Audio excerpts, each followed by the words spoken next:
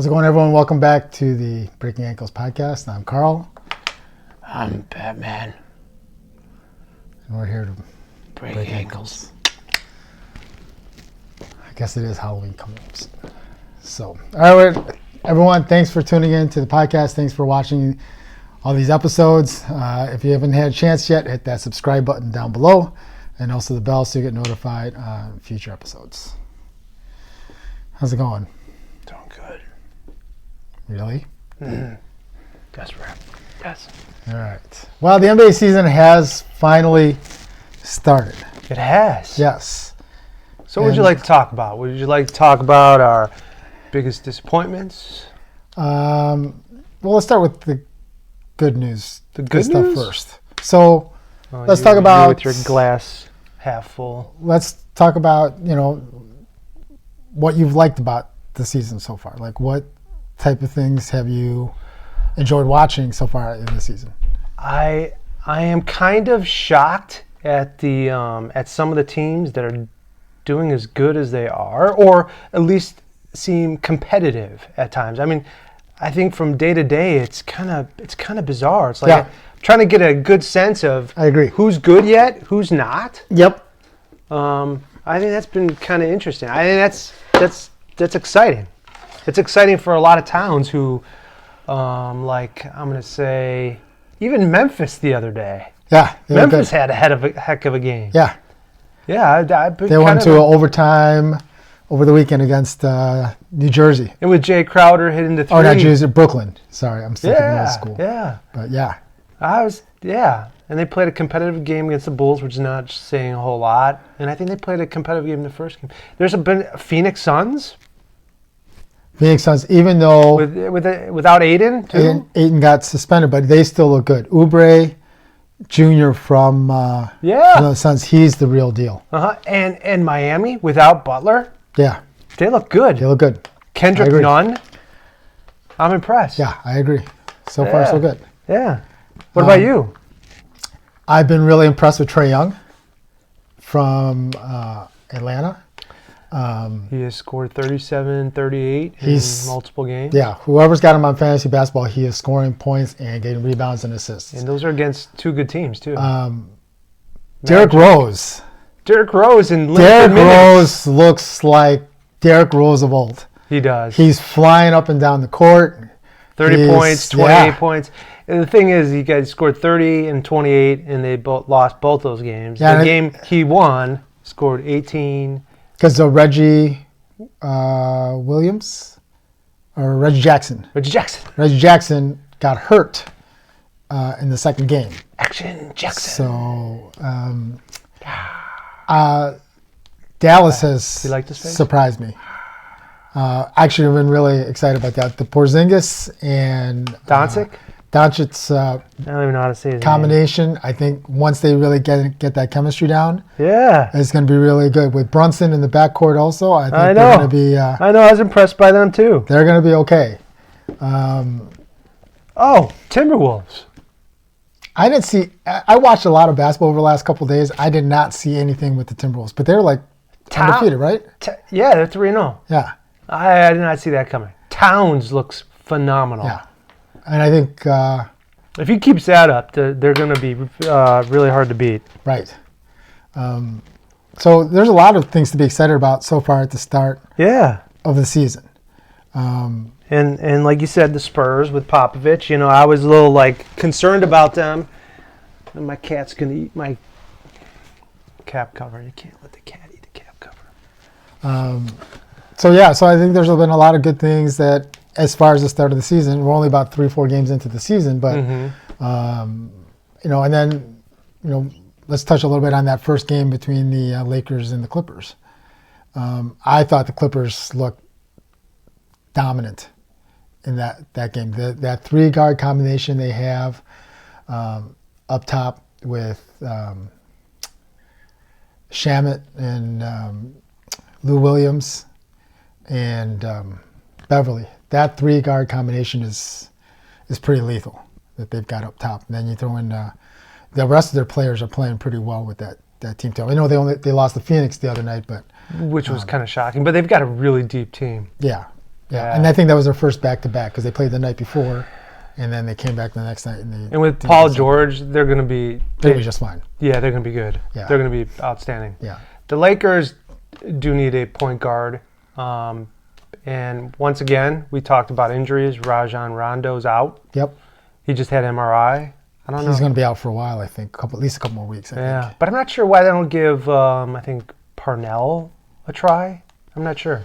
He played really good in the preseason. Well, I thought maybe that'll come along. Well, wasn't the idea all along that LeBron was going to play this point forward all along? I mean, I think that was kind of the thought process. Yeah. I mean, it's kind of like every offense now is anybody can bring up the ball. So. Yeah, and talking about surprising, Dwight Howard looks pretty good coming off the bench. He looks better than what I thought. I don't know. He's not an all-star anymore. No, but I mean, for what his role is coming off the bench, I thought he was pretty impressive. I'd actually take him over Wendell Carter right now. Yeah, I think he's actually getting double-digit rebounds every single game. Wendell Carter's a disappointment. I think his defense is a disappointment for Wendell Carter. Yeah, I don't understand what's going on. Maybe it's just his conditioning. I don't know. It's disappointing. All right, so let's talk about that. What about some of the biggest disappointments you've had so far with early start of the season? Well, of course, the Bulls right now. Their defense looks atrocious. Which I called in the last episode. I said they were not going to have any problems scoring points, but their defense was going to be. They're even having problems scoring points, and I think just the one game. That's true. Just the one game. But they're still not shooting that well. Even the game before that. Yeah, their disappointment. Let's see, who else was it? The Warriors look terrible right now. Yeah. Yeah, they're a disappointment.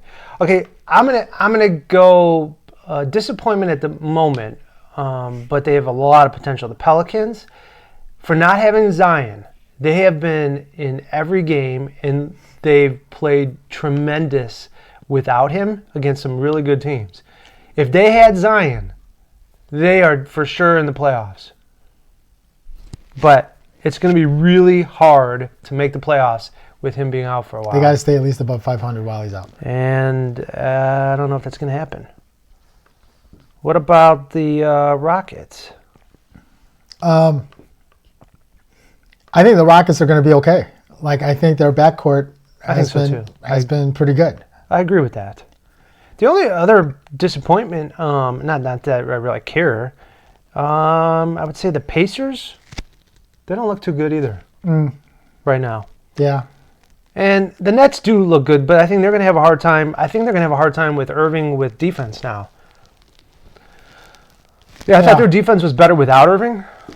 Yeah, I think they're still in that adjustment period.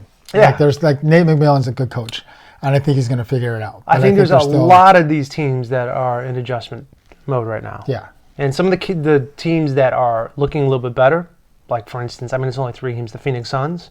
Yeah. They're going to come down to earth when some of these other teams figure it out. And even I don't know, some of these other teams, I don't know. I thought Portland was going to be better, but they're 2-1. But those Hassan Whiteside looks really slow. Yeah, I don't know what it is at Whiteside. Is he still injured? He looks. Is he playing on an alien I don't know if he's leg, just man? lost or if he's trying to adjust to being the secondary player. So that's a little bit of disappointment. Jokic in Denver. Yeah. I was watching him the other night. He just looks gigantic and slow. He is gigantic. He looks like he spent all summer at the buffet table. He just looks a step slow and gassed. I read something that said that he is exactly the same size as he was last year. He looks gassed and winded running up and down the court. So yeah, he's a little bit of a disappointment.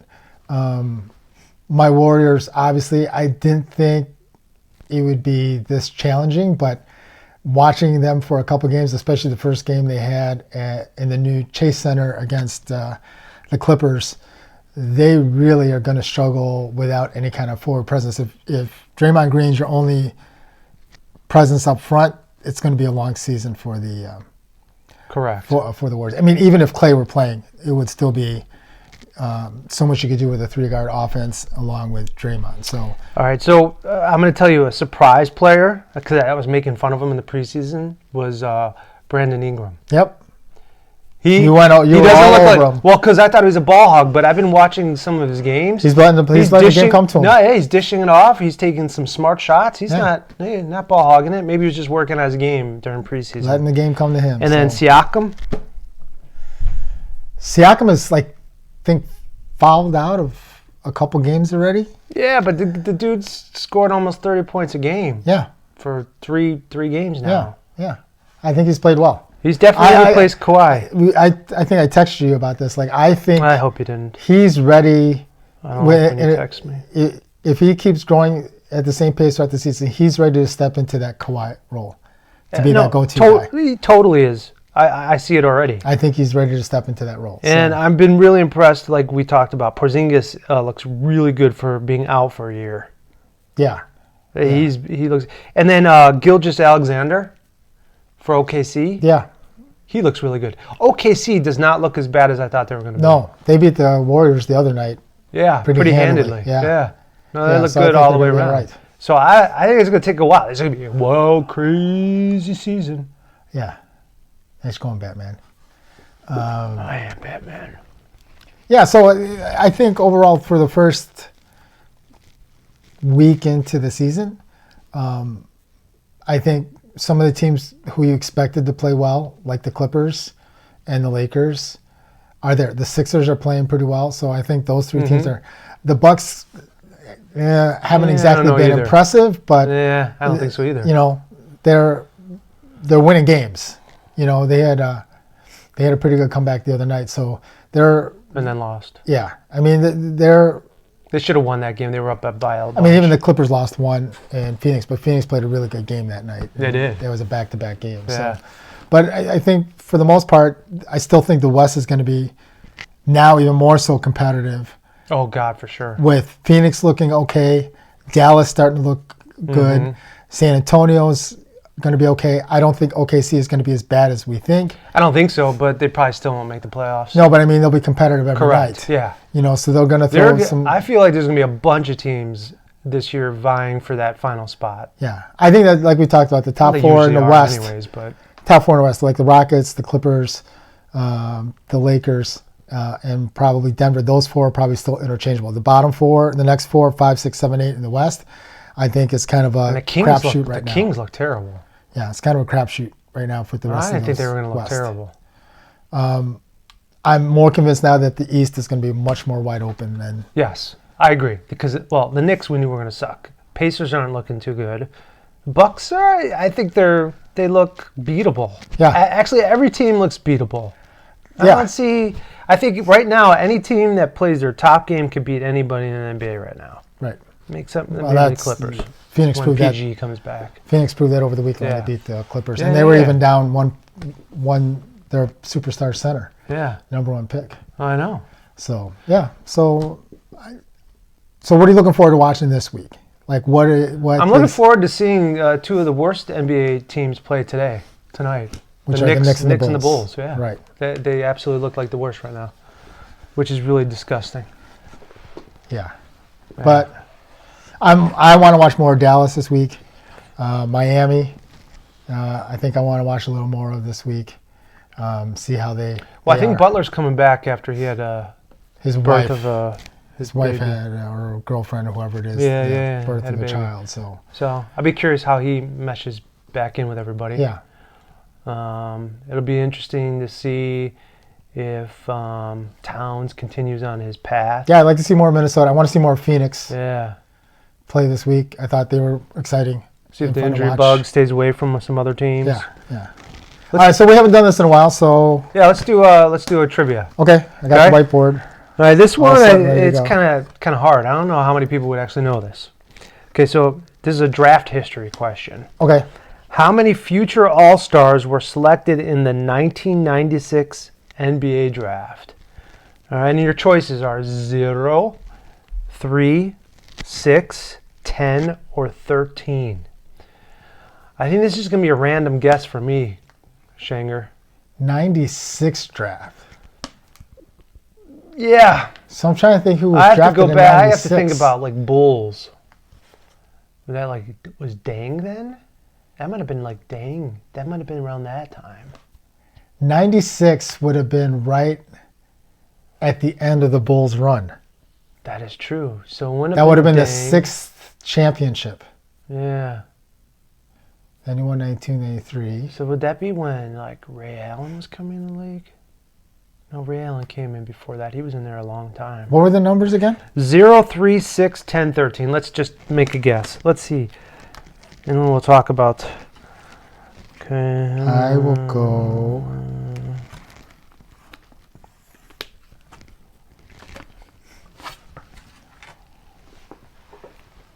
I can't even see it. 6? It's a 6. Okay. What are you? You are not a 10. Absolutely. You're below a Absolutely. 6. I am Batman. All right, what's the answer? The answer is considered one of the deepest drafts in NBA history. A remarkable 10 players went on to become All-Stars. They were Sharif Abdur-Rahim, Right? Ray Allen. Oh, I was right about Ray Allen. Kobe, Zydrunas Ilgauskas, Yep. Allen Iverson, Stefan Marbury, Steve Nash, Jermaine O'Neal, Peja Stojakovic, and Antoine Walker, who did the little shimmy. Yeah. That was a deep draft. That was deep draft. That's probably one of the deepest drafts. Nice job Maybe of you ever. go on that one. Yeah, you know, All I right, know. let's have my knowledge. Let's, I know what I'm doing. let's wish everybody a good week, good Halloween. Well, everyone, thanks for tuning in and watching this episode of the podcast. If you haven't had a chance yet, hit the subscribe button down below and the bell. Make So you some get comments. notified Somebody make some at comments. some future episodes. And don't forget to follow us also on Twitter and Instagram also. So let's go on, Batman. Peace. All right. Take care. We'll see you guys next time. Peace.